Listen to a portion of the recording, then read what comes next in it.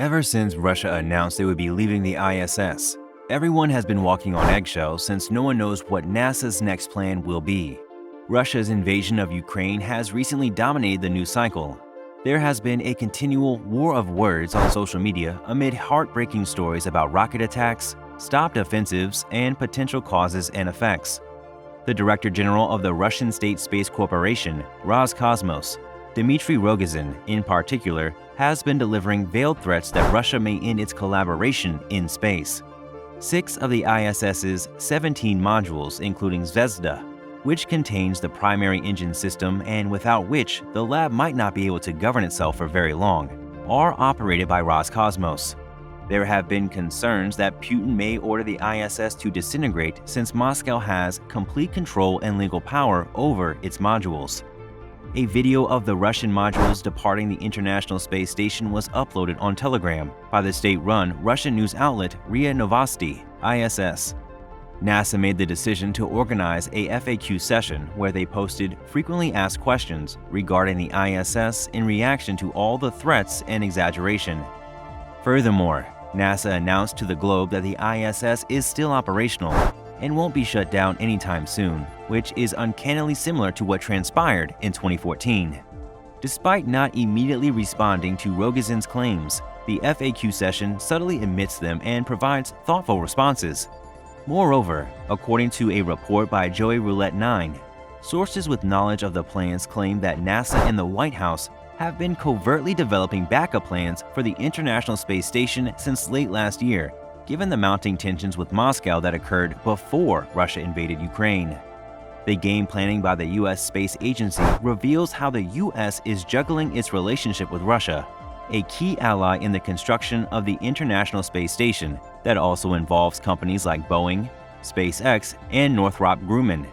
A 2-decade-old partnership that NASA has worked to protect is in jeopardy because it's one of the few channels of civil cooperation between the two superpowers still in place.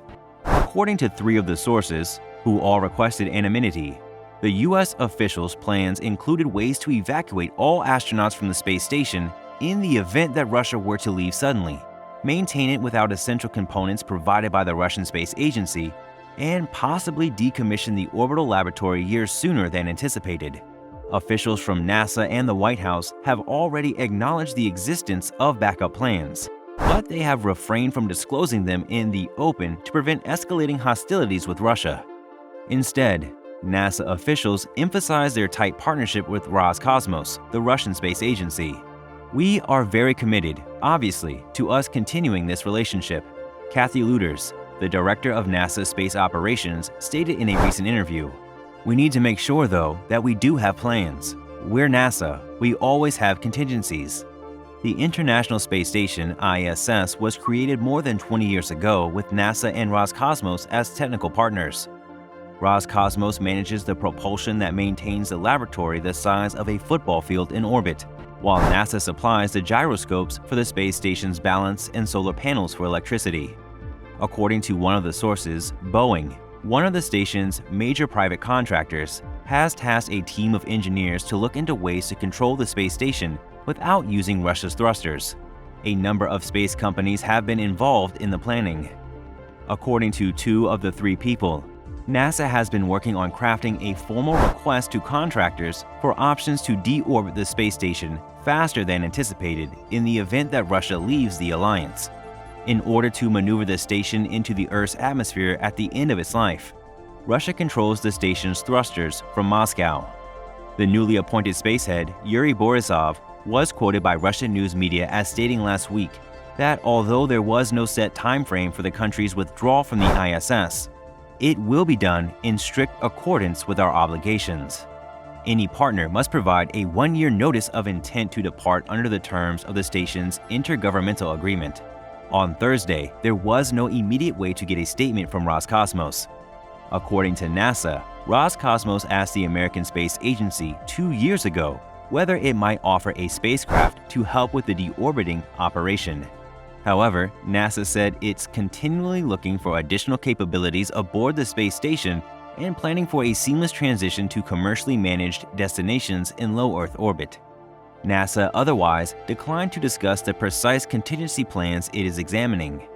The agency is making an attempt to support the creation of privately owned space stations that might replace the ISS once it is scheduled to cease operations in 2030. According to the sources, NASA's backup preparation has mostly focused on managing the station without Russia's thrusters. Northrop Grumman successfully tested a potential substitute for Russia's thrusters in a demonstration in June by using a modified version of its Cygnus cargo spacecraft to modify the space station's orbit while it was berthed. If NASA requests it, all upcoming Cygnus capsules will be able to perform those reboots, according to a Northrop spokesman. According to the sources, the test was a component of a NASA project that originally started in 2018 but was sped up due to rising tensions. According to two of the sources, Elon Musk, CEO of Tesla, has also been researching similar reboot capabilities at SpaceX, a privately owned spacecraft firm. The Dragon spacecraft from SpaceX transports personnel and cargo to and from the space station. In late 2021, as ties between the United States and Russia deteriorated, NASA and the White House began contingency planning, according to 4 American officials. Additionally, the sources added it followed a November test by the Russian Ministry of Defense of an anti-satellite missile that resulted in a debris field close to the ISS and required personnel to seek cover. Nevertheless, senior representatives from both space organizations have reiterated the alliance in space. It's been hugely beneficial to U.S. science, to U.S. technology, U.S. advancement of our space program, and so it is in the U.S. national security interest. The interaction aboard the ISS with Russia, according to Rose Getty-Moller, former U.S. President Bill Clinton's national security advisor on Russian and Eurasian matters. Even following this horrible and violent invasion of Ukraine, we've been able to sustain it because it's beneficial for us, as it's beneficial for the Russians.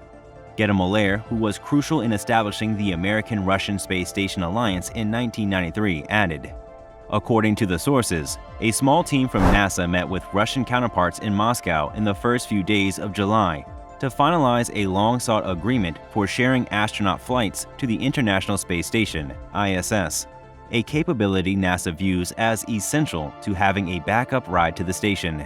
The 15th of July announcement of the agreement grants American astronauts access to Russian Soyuz spacecraft in exchange for Russian cosmonauts flying on American-built spacecraft.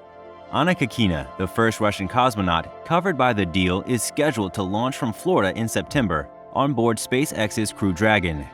Additionally, NASA is negotiating to extend the ISS Alliance's existing formal end date by an additional 6 years to 2030, with Roscosmos and the station's other partners, including Japan, Canada, and the European Space Agency. In addition to financial limitations, Russia's space program experts also mentioned political concerns as a major factor in the contingency plans. The head of Roscosmos, Borisov, stated last week that maintaining the Russian section until 2024 would be hugely expensive, citing Russian experts' projections of an avalanche of technological issues that could arise on the ISS. Therefore, it was economically expedient, he continued, for Russia to consider developing its space station. The lesson to be learned from all of this is that the ISS operations have always been interconnected. Rogozin cannot suddenly grow wings and go there to film some propaganda movies, just as Russia cannot simply pack up and remove its modules. Although they don't explicitly mention it, NASA's FAQ page serves as a reminder that the ISS has withstood political upheaval in the past. While Russia and the United States have been at war for the past 8 years, NASA and Roscosmos have maintained cordial ties. Astronauts and cosmonauts were able to coexist together on board the International Space Station, ISS, despite political threats of war and sanctions. Maybe international leaders could learn something from them. From all that has been said, we are assured that a plan is in motion, and ISS and NASA are ensuring everything continues running smoothly. What do you think about it? Let us hear from you, so make sure to leave a comment below.